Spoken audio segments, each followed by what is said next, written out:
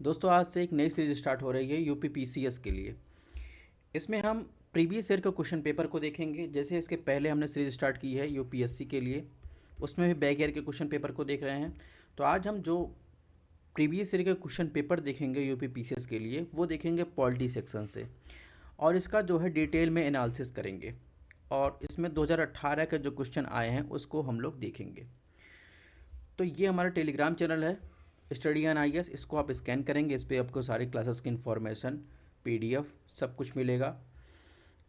और बात करें तो दोस्तों इस सीरीज का नाम है वार्म अप सीरीज। दोस्तों आपके आपके आसपास या कहीं भी आपको दो टाइप के इंसान मिलेंगे जो तैयारी कर रहे हैं। टाइप फर्स्ट होंगे जो पूरे साल या तैयारी के दौरान सोचते रहते हैं ये सिलेबस इतना बड़ा है, कैसे ख़त्म होगा, कब ख़त्म होगा, कब टेस्ट देंगे।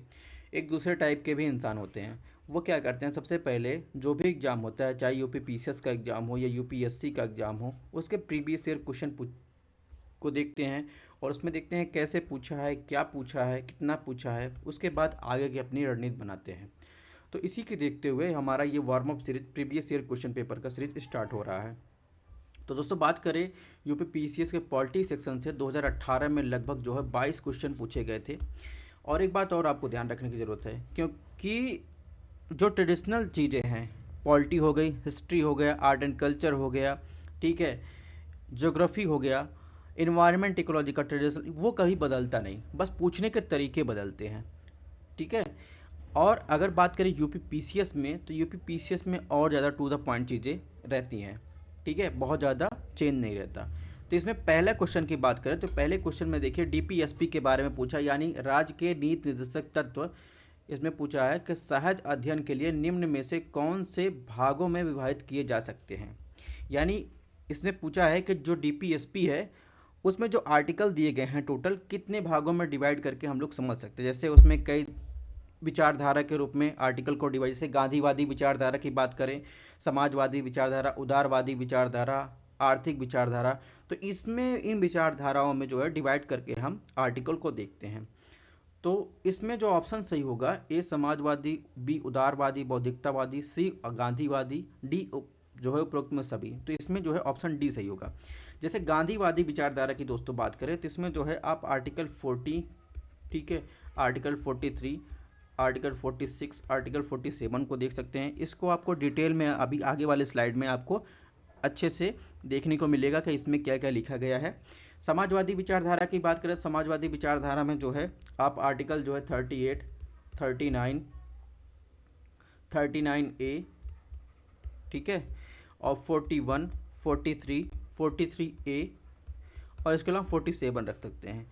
इसके अलावा उदारवादी विचार या उदार बौद्धिकतावादी विचारधारा की बात करें तो इसमें आप जो है 44, यानी जो कॉमन सिविल कोड की बात चल रही है, ठीक है, उसको। इसके अलावा 45, 48, 48A, 50 को और 51 को रख सकते हैं, ठीक है। तो कुल मिलाकर इसमें जो है ऑप्शन डी सही होगा। इसका जो मैं बता रहा हूँ इसका डिटेल में आगे आपको पीडीएफ में मिल जाएगा, इसी स्लाइड में और डिटेल में आपको मिल जाएगा। क्वेश्चन नंबर 2 पूछा गया दोस्तों पीसीएस में 2018 में, निम्नलिखित में किसे अशोक चंद्र द्वारा भारत में आर्थिक मंत्रिपरिषद कहा गया, ठीक है।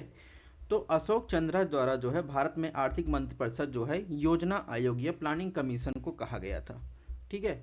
अब चलिए इसके एक्सप्लेनेशन की बात करें तो इसमें देखिए डीपीएसपी के सिद्धांत के बारे में दिया गया। डीपीएसपी की चर्चा आप देखेंगे संविधान के भाग 4 में किया गया, अनुच्छेद 36 से 51 तक दिया गया है। और ये देखिए इसमें एक फैक्ट दिया गया है, इसे आयरलैंड के संविधान से लिया गया है। तो मेरा ये जो प्रीवियस ईयर क्वेश्चन पेपर का टेस्ट सीरीज है या सॉल्व जो करवा रहे हैं, ये आपको एक प्रॉपर नोट्स प्रोवाइड करवाता है 2018 में, 2019 में, 2020, 21, 22, 23 में। ऐसा नहीं कि पॉलिटी आपका चेंज हो जाएगा।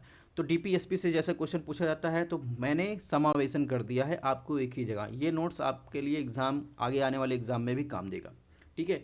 और इसके अलावा एक कथन भी कभी कभी पूछा जाता है, डॉक्टर BR अम्बेडकर ने डीपीएसपी को संविधान का उपन्यास विशेषता के रूप में वर्णित किया है। तो यहाँ पर देखिए जो सिद्धांत है डीपीएसपी के, आर्थिक समाजवादी सिद्धांत, गांधीवादी सिद्धांत, अंतर्राष्ट्रीय शांति से संबंधित सिद्धांत, उदारवादी बौद्धिक सिद्धांत, इन सब के बारे में चर्चा किया है। इसके अलावा क्वेश्चन नंबर 2 का देखिए एक्सप्लेनेशन है, योजना आयोग को अशोक चंद्र ने भारत के आर्थिक कैबिनेट कहा था, ठीक है। तो हर एग्जाम में ऐसे कुछ क्वेश्चन आएंगे जो बाउंस होंगे, ठीक है, जो आप कहीं न कभी, ऐसा तो है नहीं कि आप सारे क्वेश्चन का आंसर जानते रहें, तो कुछ क्वेश्चन ऐसे होंगे जो बाउंस होंगे, आपको वो क्वेश्चन छोड़ दे तो ज़्यादा सही है। ठीक है, इसके बाद देखिए डीपीएसपी को जो है यहाँ पर डिटेल में जो है 36 से 51 तक पूरा आर्टिकल के साथ, इसमें कौन से आर्टिकल में क्या है सब चीज़ें दी गई है। इसके अलावा भारत के संविधान का जो प्रियम्बल है वो आपके किसी भी एग्ज़ाम के दृष्टि से बहुत ज़्यादा इम्पॉर्टेंट है। यानी उसमें जस्टिस कितने प्रकार की दी गई है, कौन कौन सी जस्टिस है, स्वतंत्रता कितने प्रकार की है, समता कितने प्रकार की है, इसके अलावा संविधान सभा ने कब अंगीकार किया। ठीक है, ये सब चीज़ें आपको उद्देशिका से मिलेगा। और एक बात और ध्यान रखना है कि ये जो प्रियम्बल है वो संविधान का भाग है। केशवानंद भारती मामले में जो है सुप्रीम कोर्ट ने इसे जो है संविधान के भाग के रूप में माना है। ठीक है, तो यहाँ पर देखेंगे तो डिटेल में आपको आर्टिकल के साथ सारी चीज़ें दी गई हैं। 39, 40, 41, 40, आजकल जो चर्चा है अनुच्छेद 44, नागरिकों के लिए एक समान सिविल कोड लागू करने का प्रयास, यानी सभी के लिए कॉमन सिविल कोड। इसके अलावा 45, 46, ठीक है। इसके अलावा देखिए यहाँ पर देखिए डॉक्टर BR अम्बेडकर के बारे में दिया गया है। इन्हें जो है चेयरमैनशिप सौंपी गई थी, ठीक है, कॉन्स्टिट्यूशन असेंबली द्वारा, ड्राफ्टिंग कमेटी का 29 अगस्त 1947 को। और कॉन्स्टिट्यूशन को जो है 26 नवंबर 1949 द्वारा असेंबली द्वारा जो है अडॉप्ट किया गया था। और संविधान लागू हुआ था 26 जनवरी 1950। तो ये सब भी चीज़ें आपको ध्यान रखनी है। फिर उसके बाद यहाँ पर देखिए नोट में लिखा है कि ध्यान देने वाली बात यह है कि फंडामेंटल ड्यूटी यानी जो मूल कर्तव्य है वो भारत के संविधान के भाग 4 के अंतर्गत अनुच्छेद 51(1) में शामिल मूल कर्तव्यों की सूची नंबर 7 में, जिसमें कहा गया है प्राकृतिक पर्यावरण जिसके अंतर्गत वन, झील और वन्य जीव हैं, रक्षा करे, उसका संवर्धन करे, यानी प्राणी मात्र का दया भाव रखे। और डीपीएसपी से और फंडामेंटल ड्यूटी से जो है यूपी पीसीएस में 2023 में भी क्वेश्चन आए थे। ठीक है, और यहाँ पर देखिए लिखा गया है, इसके बारे में डिटेल में यहाँ पर दिया गया है, इसको आपको पढ़ लेना है। अब देखिए, अब इसमें देखिए ये चीज़ें आपको हर जगह नहीं मिलेगी। मूल अधिकार और डीपीएसपी के बीच में तुलना की गई है, इसको भी आपको देख लेना, सीधे क्वेश्चन जो है यहाँ से उठा देता है। अब इसमें देखिए एक इन्फॉर्मेशन और दी गई है, ये भी आपको जरूर नहीं हर जगह मिल जाए, मैंने आपको कई जगह से लाके इसको समराइज कर दिया है।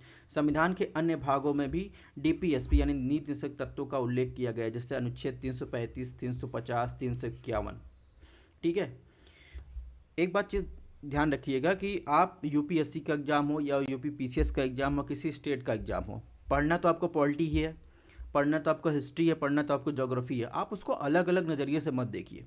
ठीक है, आप जो पूछते हैं, जो पढ़ते हैं वही क्वेश्चन आते हैं। ठीक है, ऐसा नहीं कि आप स्टेट पीसीएस के लिए अलग पॉलिटी पढ़नी है, यूपीएससी के लिए अलग पॉलिटी पढ़नी है। ठीक है, अब बात करें क्वेश्चन नंबर 3 में पूछा गया था, भारतीय न्यायिक व्यवस्था में जनहित याचिका यानी पीआईएल को शामिल किया गया, उस समय भारत के मुख्य न्यायाधीश कौन थे? तो उस समय भारत के मुख्य न्यायाधीश थे पीएन भगवती। 1985 में वह भारत के मुख्य न्यायाधीश बने। सर्वोच्च न्यायालय के न्यायाधीश के रूप में पीएन भगवती ने भारतीय न्यायिक सिस्टम में जनहित याचिका और पूर्ण दायित्व की अवधारणा पेश की, इसलिए पीएन भगवती को, ठीक है, इसका श्रेय दिया जाता है। इसके अलावा क्वेश्चन नंबर 4 पूछा, द एक्सीडेंटल प्राइम मिनिस्टर पुस्तक किसने लिखा? तो ये बहुत ज़्यादा चर्चा में था क्योंकि एक मूवी भी बनी थी। तो द एक्सीडेंटल प्राइम मिनिस्टर जो है संजय बारू ने लिखा था। ठीक है, ये संजय बारू है, ये बुक है। क्वेश्चन नंबर 5 पूछा, भारत के संविधान सभा की अंतिम बैठक का सही तिथि बताइए। तो भारतीय संविधान की जो सभा की अंतिम बैठक थी उसकी सही तिथि आपसे पूछा था, तो सही तिथि 24 जनवरी 1950। ठीक है, क्वेश्चन नंबर 6 में पूछा, निम्नलिखित कथनों में किसे भंग नहीं किया जा सकता पर समाप्त किया जा सकता है?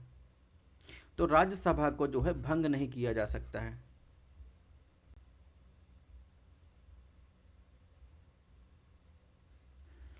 ठीक है, इसमें जो होगा ऑप्शन बी होगा, वो सही होगा।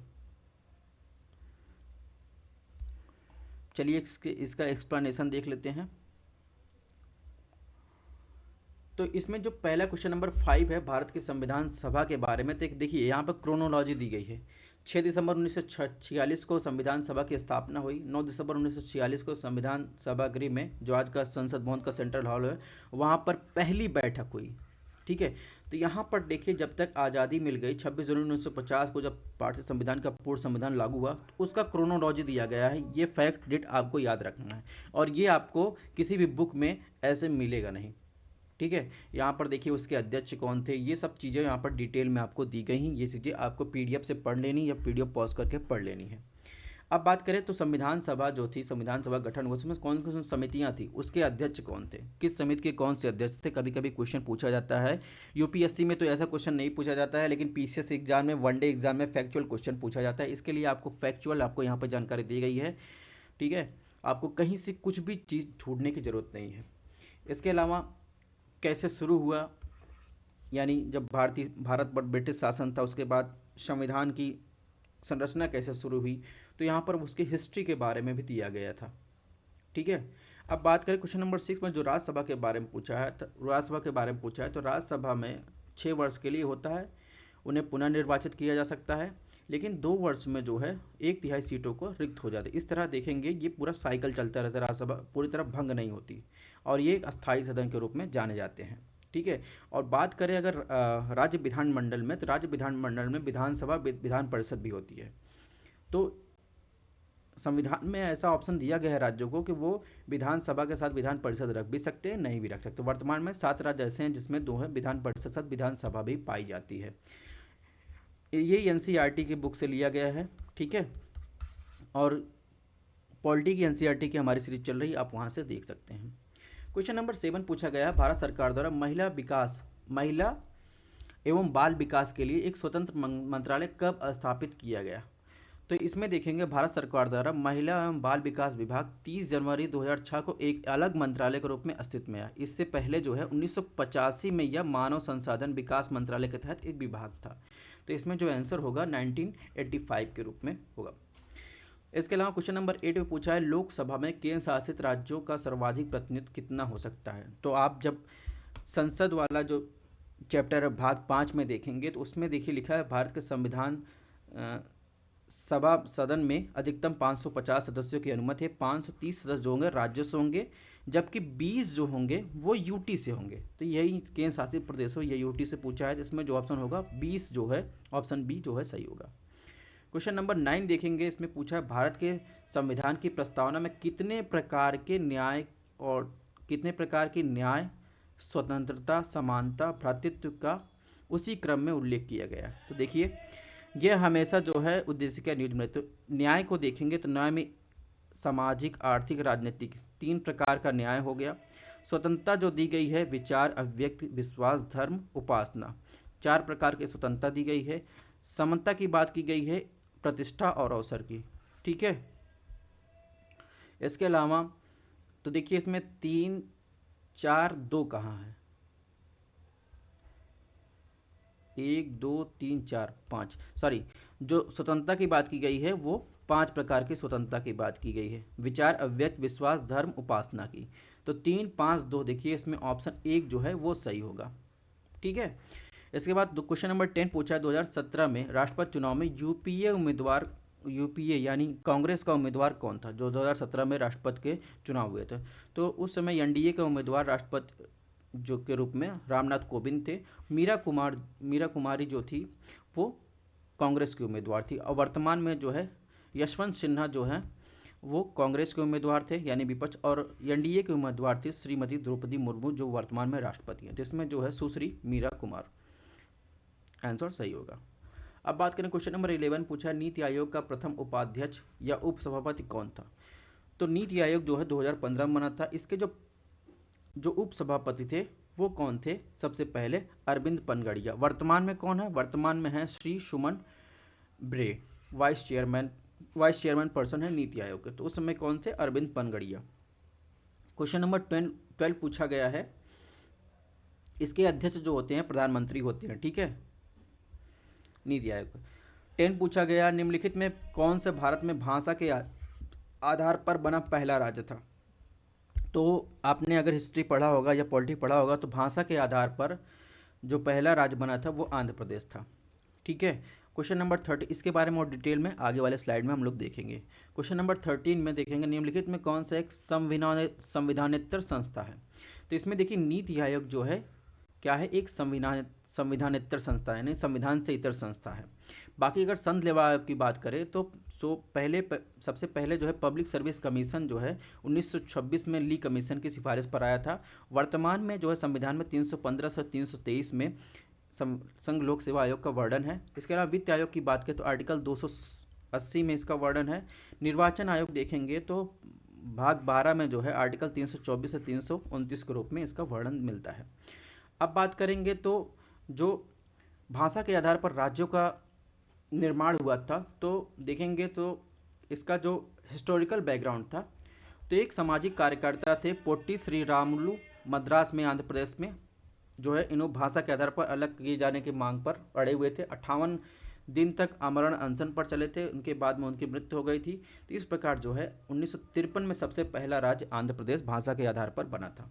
फिर एक कमेटी और बनी फजल अली की अध्यक्षता में। ध्यान रखिएगा फजल अली किससे संबंधित है, राज्यों के पुनर्गठन से, ठीक है। फिर उसके बाद जो है 30 दिसंबर 1955 को जो है फिर एक कमेटी बनी। तो इस प्रकार जो है अंत में 2000 में उत्तराखंड, झारखंड, छत्तीसगढ़ अस्तित्व में। इसके बाद 2 जून 2014 को तेलंगाना 29वां राज्य बना जो आंध्र प्रदेश से अलग होकर बना है। तो कुल मिलाकर यहाँ पर हिस्ट्री दी गई है डिटेल में, आपको ये भी पढ़ लेना है क्योंकि जरूर नहीं आंध्र प्रदेश के बारे में पूछ लिया तो और किसी राज्य के बारे में पूछ नहीं सकता, ठीक है। क्वेश्चन नंबर 14 दिया गया है, सरकारी आयोग की संस्तुतियों में निम्नलिखित में किससे संबंधित है, यानी सरकारी आयोग किससे संबंधित है। तो सरकारी आयोग की बात करें तो सरकारी आयोग जो है सेंट्रल स्टेट रिलेशन, इसमें ऑप्शन ए बी सी होगा, सेंट्रल स्टेट रिलेशन यानी केंद्र राज्य संबंध के बारे में संबंधित है सरकारी आयोग। बात करें सरकारी आयोग का गठन भारत सरकार ने 9 जून 1983 को किया था। इसके अध्यक्ष सर्वोच्च न्यायालय के सेवानिवृत्त न्यायाधीश न्यायमूर्ति रणजीत सिंह सरकारिया थे। इनका कार्य था भारत के केंद्र राज्य संबंधों के संबंधित जो बैलेंस ऑफ पावर है उसकी अपनी जो है एक रिपोर्ट देना। क्वेश्चन नंबर 15 की बात करें, 15 में क्या पूछा गया है, इसमें पूछा गया सर्वप्रथम संसदात्मक सरकार किस देश में आरंभ किया गया। तो जैसा कि आपको पता है कि संसदात्मक विशेषता जो है भारत ने जो है इंग्लैंड से लिया है, और सबसे पहली क्योंकि इंग्लैंड ही पूरे विश्व पर लगभग जो है शासन किया, तो उसका ही जो शासन सिस्टम चाहे कनाडा का सिस्टम हो या भारत का सिस्टम हो, उसने ही वही सिस्टम अपनाया है। तो ये विशेषता यानी पार्लियामेंट्री डेमोक्रेसी जो है ये ग्रेट ब्रिटेन या यूके से लिया गया है, ठीक है। भारत में भी वहीं से लिया है। क्वेश्चन नंबर 16 की बात करें, इसमें पूछा है निम्नलिखित में किसके संबंध में राज्यसभा का अनन्य अधिकार है। तो राज्यसभा का अनन्य अधिकार की बात करें तो राष्ट्रपति को अपदस्थ करने हेतु कार्रवाई प्रारंभ करना, ये लोकसभा राज्यसभा किसी में प्रारंभ हो सकती है। सर्वोच्च न्यायालय के न्यायाधीशों को अपदस्थ करने हेतु कार्रवाई, ये भी लोकसभा या राज्यसभा किसी में हो सकती है। इसके अलावा बात करें तो इसमें ऑप्शन सी जो एक नई अखिल भारतीय सेवा के सृजन हेतु संस्कृत करना, ये जो है राज्यसभा का विशेषाधिकार में आता है। क्यों? क्योंकि जो सिविल सर्वेंट होते हैं वो राज्यसभा में जाते हैं, कार्य करते हैं, भले ही उनकी नियुक्ति जो है सेंट्रल गवर्नमेंट करती है, लेकिन उनका जो है संबंध है जो राज्यसभा राज्य से है, और राज्यों से जो संबंध होगा वो सबसे जो विशेष होगा वो जो है राज्यसभा में ही लाया जा सकता है। इसका संविधान में भी वर्णन किया गया है, ठीक है। तो इस प्रकार जो है जो राज्यसभा की विशेषाधिकार में आता है वो नई अखिल भारतीय सेवाओं का सृजन करना।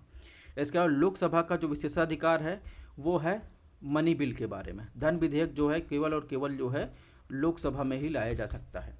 अनुच्छेद 110 में 109 में इसके बारे में मनी बिल के बारे में राज्यसभा के बारे में प्रावधान किया गया है कि राज्यसभा की शक्तियाँ मनी बिल के बारे में क्या है। तो राज्यसभा जो है 14 दिन के लिए जो है मनी बिल को रोक सकता है, उसके बाद जो है लोकसभा उसे पारित मान लेती है। तो यहाँ पर देखिए जो मैंने भी बताया कि ब्रिटेन से ही भारत ने ही संसदीय व्यवस्था अपनाया है, उसके बारे में जो है ये जो मैटर आपको दिया गया है ये सब जो है एनसीईआरटी वाली क्लास में हमने जो है चैप्टर 5 में लेजिस्लेचर पढ़ाया है, उसमें आपको बताया गया है। अब इसमें देखिए संसदीय शासन की विशेषता क्या है, इसके बारे में भी यहाँ पर दिया गया है, इसको भी आपको देख लेना है क्योंकि हमने पॉलिटी वाला सेक्शन जो है एनसीईआरटी में उसमें बताया है। स्पेशल पावर ऑफ राज्यसभा की बात हमने कर ही ली, यहाँ पर और डिटेल में दिया गया है, इसको आप पढ़ लेना है। अब लोकसभा के स्पेशल पावर की बात की मनी बिल के रूप में, इसको भी हमने पढ़ लिया है। अब बात करें क्वेश्चन नंबर 17, भारत के संविधान के किस भाग में हम नागरिकता से संबंधित प्रावधानों को देखते हैं। दोस्तों बात करें संविधान में कुल 22 भाग हैं। उसमें जो भाग पहला है वो संघ और उसके राज्य क्षेत्र संबंधित है। भाग 2 जो है वो किससे संबंधित है, नागरिकता से। भाग 3 मूल अधिकार से। भाग 4 जो है डीपीएसपी से संबंधित है। ठीक है। इसके अलावा अगर बात करें क्वेश्चन नंबर 18 में इसने पूछा है, भारतीय संविधान में भारत की आधिकारिक भाषा से जुड़े प्रावधानों में संसद संशोधन कर सकती है। तो जो भी मामला रहेगा 368 के यानी संविधान के जो है संवैधानिक ढांचा यानी बेसिक स्ट्रक्चर से जुड़ा भी जो भी मामला रहेगा वो 368 के अंतर्गत संशोधन माना जाता है। लेकिन अगर भाषा आधिकारिक भाषा से जुड़े संशोधन की बात करें तो संसद जो है अपने सदस्यों के साधारण बहुमत से वो संशोधन कर सकती है। ठीक है। तो इस प्रकार इसमें ऑप्शन ए जो होगा सही होगा। अब देखिए यहाँ पर टेबल दिया है कौन से पार्ट में क्या मैटर है। तो पार्ट है, पार्ट के अंदर चैप्टर भी होते हैं। ठीक है। जैसे पार्ट 5 में देखिए यूनियन नाम से जो है शीर्षक से जो है पार्ट है, उसमें देखिए 5 चैप्टर हैं। एग्जीक्यूटिव, कार्यपालिका, पार्लियामेंट्री, ये पार्लियामेंट हम जो है पढ़ रहे हैं एनसीईआरटी में। तो इस प्रकार जो है टोटल जो है आप देखेंगे इसमें लगभग 22 भाग हैं। हमने 20 बताया, इसमें 22 भाग हैं, इसको आपको देख लेना है। अब इसमें देखिए अमेंडमेंट्स ऑफ कॉन्स्टिट्यूशन में अमेंडमेंट की बात करें तो भाग 20 में 368 के अंतर्गत जो है किया गया है। यानी केशवानंद भारती का फैसला है तो संसद उन हिस्सों में संशोधन नहीं कर सकती जो भारत के संविधान के बेसिक स्ट्रक्चर का मामला है। तो एक बात और आपको ध्यान रखना है कि संविधान की मूल ढांचे की अवधारणा कहाँ आई, केशवानंद भारती मामले में आई। ठीक है। ये कुछ आपको कथन दिए गए, ये आपको ध्यान रखना है। केसी वेयर जो थे उन्होंने कहा कि संशोधन प्रक्रिया में यह विविधता बुद्धिमानी है लेकिन बहुत कम पाई जाती है भारतीय संविधान के बारे में। इसके अलावा ग्रेवन्यूल ऑस्टिन ने कहा है संशोधन प्रक्रिया को स्वयं को संविधान के सबसे सुविचारित पहलुओं में से एक साबित कर दिया है, यद्यपि यह जटिल प्रतीत होता है, यह केवल विविधतापूर्ण है। तो ये कथन भी आपको ध्यान रखना है, कभी कभी कथन दे देता है और पूछता है किसने कहा था। तो स्टेट पीसीएस में कुछ भी पूछ सकता है, ये भी आपको ध्यान रखना है। हालांकि यूपीएससी में भी कुछ पूछ सकता है, तो दोनों एग्जाम के लिए इम्पोर्टेंस है।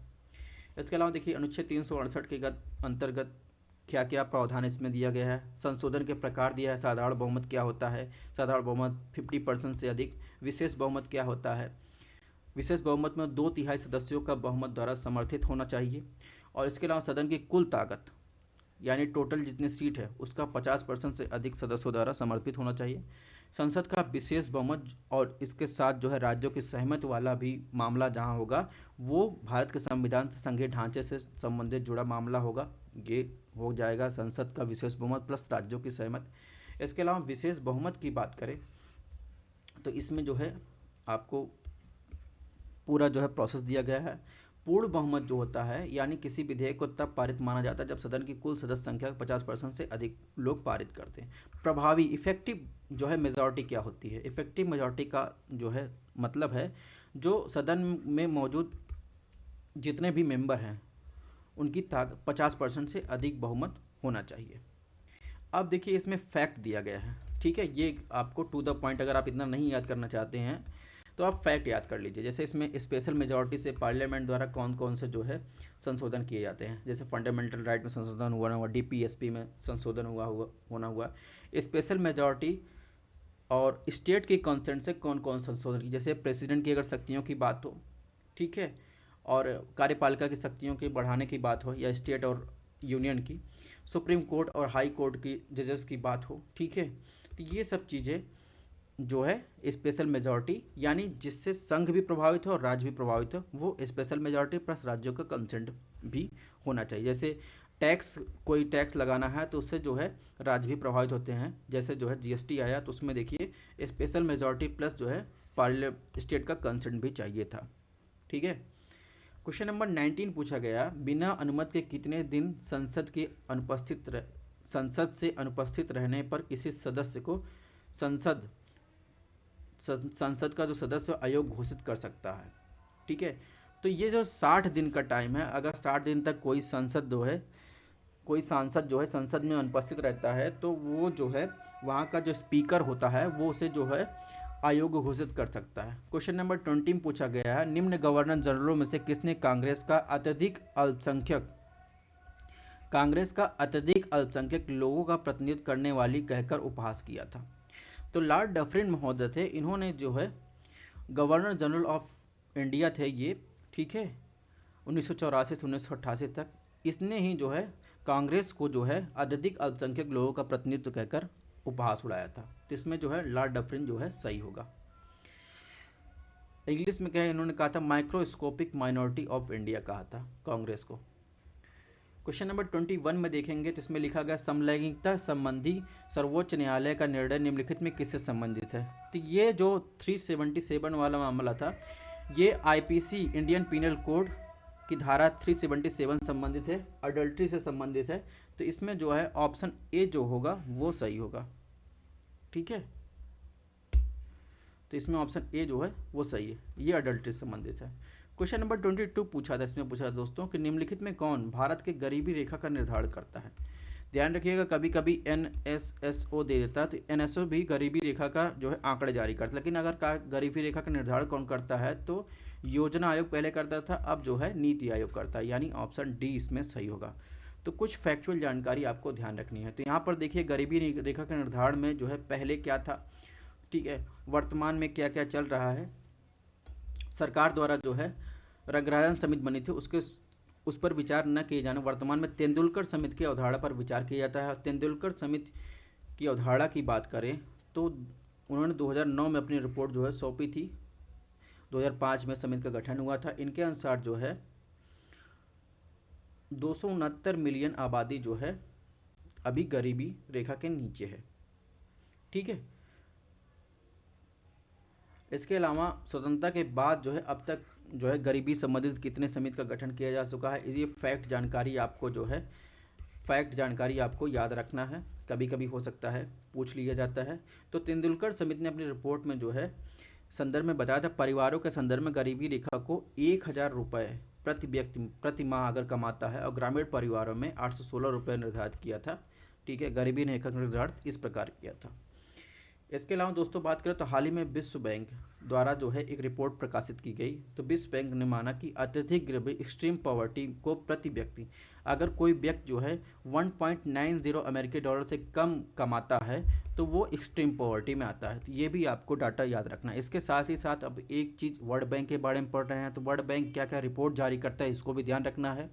तो ये आपके चाहे यूपीएससी का एग्जाम हो, यूपीपीएससी का एग्जाम हो, सब में पूछता है। ईज़ डूइंग बिजनेस जारी करता है वर्ल्ड बैंक, इसे जो है अभी बंद है, ये जारी करना बंद कर दिया है। इसके अलावा ह्यूमन कैपिटल इंडेक्स जो है वर्ल्ड बैंक जारी करता है।